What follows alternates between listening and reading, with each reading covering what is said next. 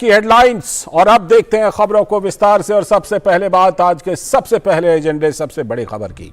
प्रधानमंत्री नरेंद्र मोदी का अमेरिका का दौरा और तीसरे दिन आज भारतीय समुदाय को संबोधित करने वाले हैं। साथ ही उपराष्ट्रपति कमला हैरिस और विदेश मंत्री एंटनी ब्लिंकन से भी मिलने का उनका कार्यक्रम है।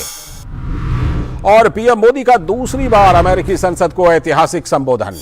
करीब घंटे भर के भाषण में तालियों से गूंजती रही अमेरिकी संसद। सांसदों ने कई बार उठकर तालियां बजाईं। अमेरिकी संसद में लगे मोदी मोदी के नारे। पीएम मोदी ने एआई से की भारत अमेरिका संबंधों की तुलना और कहा कि जब भारत बढ़ता है तो पूरी दुनिया आगे बढ़ती है। पीएम मोदी और राष्ट्रपति जो बाइडेन ने की द्विपक्षीय मुलाकात। भारत अमेरिका संबंधों के संपूर्ण आयामों की समीक्षा और साझेदारी को और सुदृढ़ बनाने के उपायों पर चर्चा हुई। और संयुक्त प्रेस वार्ता में पीएम मोदी ने की सीमा पार आतंकवाद पर ठोस कार्रवाई की वकालत और जो बाइडेन ने दोनों देशों की साझेदारी को बताया सबसे मजबूत। व्हाइट हाउस में पीएम मोदी के सम्मान में भव्य स्टेट डिनर का हुआ आयोजन। पीएम ने भव्य आयोजन के लिए आभार किया व्यक्त। और भारत के खिलाफ चलाए जा रहे प्रोपेगेंडा का पीएम मोदी ने दिया करारा जवाब। कहा सबका साथ, सबका विकास, सबका विश्वास, सबका प्रयास है भारत के लोकतंत्र का मंत्र।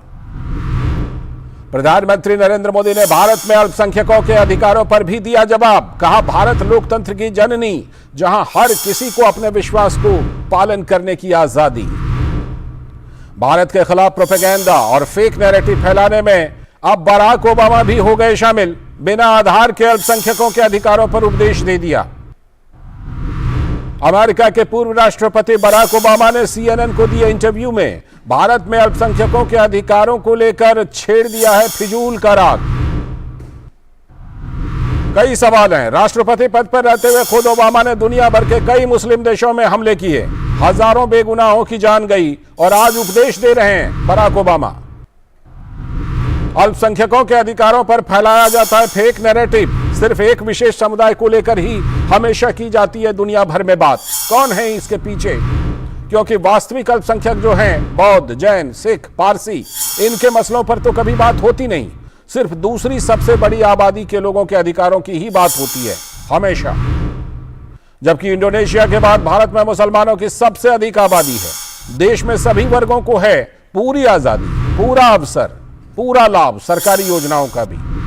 तो सवाल यह है कि आखिर फेक नैरेटिव फैलाकर दुनिया भर में कौन लोग चला रहे हैं अपना एजेंडा और प्रोपेगेंडा, और क्या है इनका यह मकसद?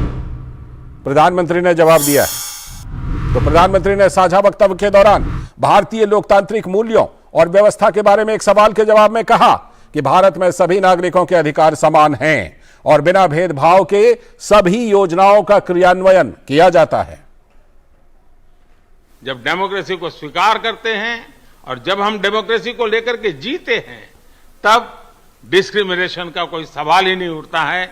और इसलिए भारत सबका साथ, सबका विकास, सबका विश्वास, सबका प्रयास, उन मूलभूत सिद्धांतों को लेकर के, और इसलिए हम चलते हैं। भारत में सरकार के जो बेनिफिट्स हैं वो एक्सेस टू ऑल है। जो भी उसके हकदार हैं उन सबको मिलते हैं। इसलिए भारत के लोकतांत्रिक मूल्यों में कोई भेदभाव नहीं है, न धर्म के आधार पर, न जाति के आधार पर, न उम्र के आधार पर, न भूभाग के आधार पर। तो बहुत ही साफ तौर पर प्रधानमंत्री ने जवाब दिया। और उधर यूएस कांग्रेस को संबोधित करते हुए पीएम मोदी ने कहा कि भारत जब विकास करता है तो दुनिया विकास करती है। When I first visited the US as a Prime Minister, India was the 10th largest economy in the world. 10th. Today, India is the 5th largest economy.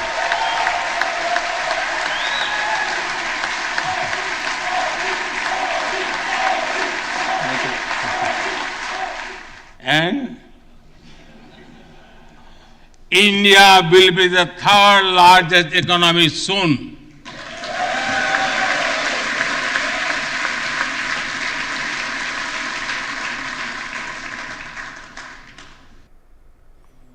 तो ये करीब घंटे भर का संबोधन था, जिसमें कई बार जो सांसद अमेरिकी संसद के थे उन्होंने उठकर भी तालियां बजाई और तालियों की गड़गड़ाहट तो बार बार सुनाई दी और मोदी मोदी के नारे भी। हमारे साथ जुड़ रहे हैं प्रफुल्ल केतकर, ऑर्गेनाइजर के संपादक का, इस खबर पर और ज्यादा चर्चा करने के लिए जुड़ चुके हैं प्रफुल्ल केतकर जी। प्रफुल्ल जी, सबसे पहली बात तो यही कि प्रधानमंत्री के इस दौरे को अगर इसका मूल्यांकन किया जाए, ये अपने आप में ऐतिहासिक दौरा, वहां के संसद में ऐतिहासिक संबोधन, बाकी चीजों पर जो उन्होंने फेक नैरेटिव पर करारा जवाब दिया उस पर भी आपसे बात करेंगे, लेकिन पहले ये दौरा अपने आप में कितना अहम, कितना ऐतिहासिक और कितना महत्वपूर्ण?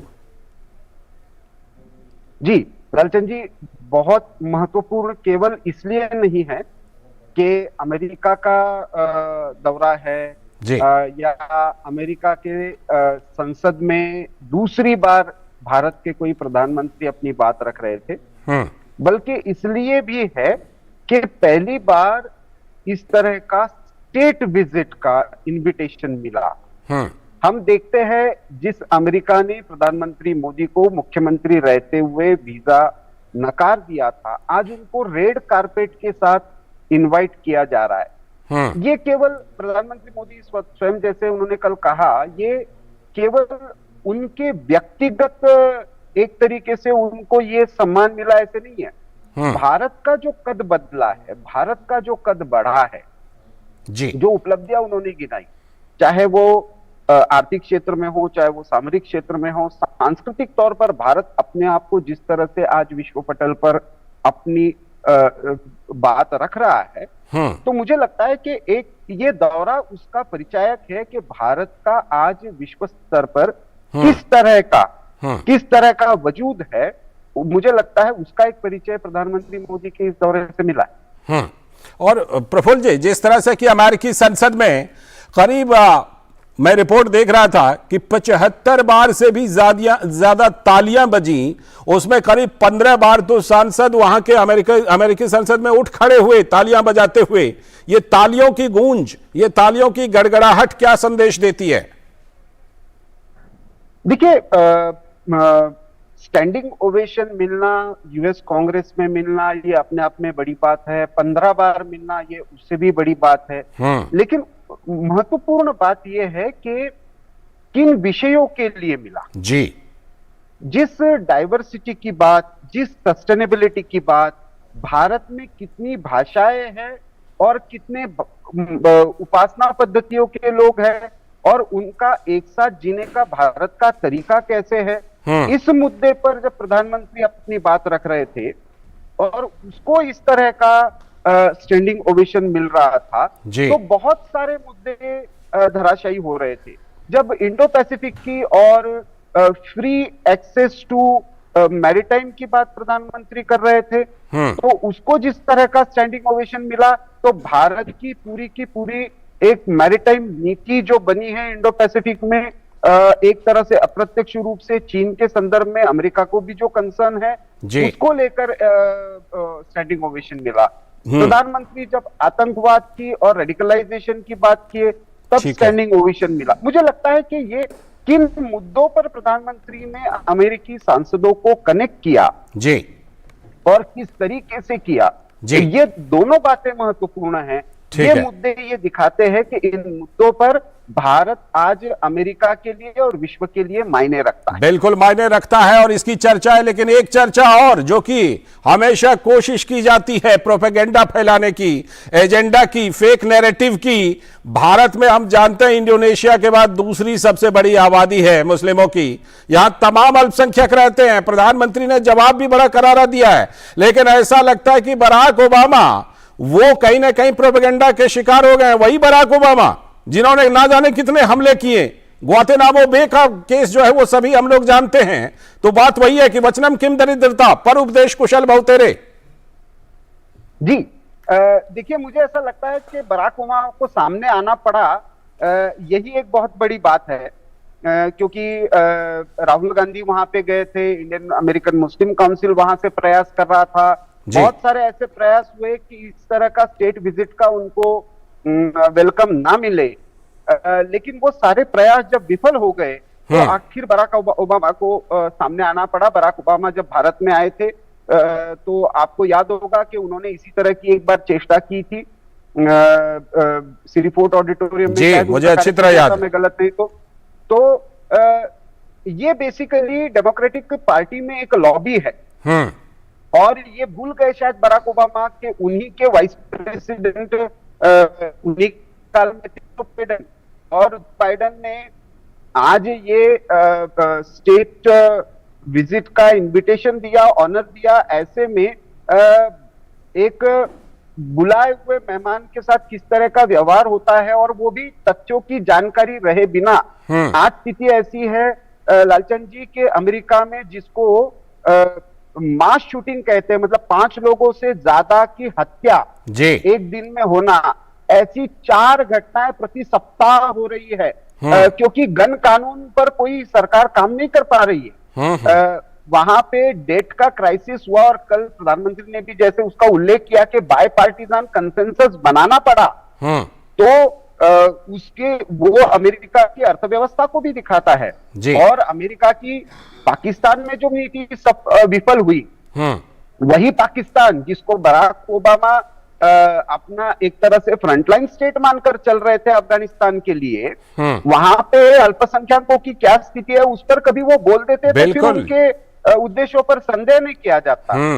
लेकिन आज जिस तरह से सामने आए हैं, ठीक है, ये निश्चित रूप से मुझे लगता है कि ये एक हिट जॉब करने का प्रयास है, लेकिन वास्तविकता विश्व के सामने है। और कल शायद अमेरिकी कांग्रेस में जिस तरह का स्टैंडिंग ओवेशन मिला है, स्पीकर से लेकर सारे सांसदों ने जिस तरह से प्रधानमंत्री मोदी के हस्ताक्षर लेने के लिए एक तरह से आग्रह पूर्वक उनके साथ मिल रहे हैं, ये सब दिखाता है कि ये प्रोपोगेंडा शायद काम नहीं कर रहा है, इसलिए इस तरह के हथकंडे अपनाने पड़ रहे हैं। बिल्कुल। प्रफुल्ल जी, एक सवाल जो कि मैं जरूर चाहूंगा कि आप उस पर अपनी राय रखें कि भारत में देखिए वास्तविक रूप से अल्पसंख्यकों का अगर मैं नाम लूं, बौद्ध हैं, जैन हैं, पारसी हैं, सिख हैं, इनके मुद्दों को, चाहे इनकी चर्चा जो है दुनिया के किसी मंच पर हम नहीं सुनते हैं, लेकिन एक खास समुदाय की चर्चा बार बार और उसको नाम लेकर के बार बार जो ये चर्चा छेड़ी जाती है, क्या उद्देश्य होता है? क्या इस प्रोपेगेंडा का मकसद होता है ऐसे लोगों का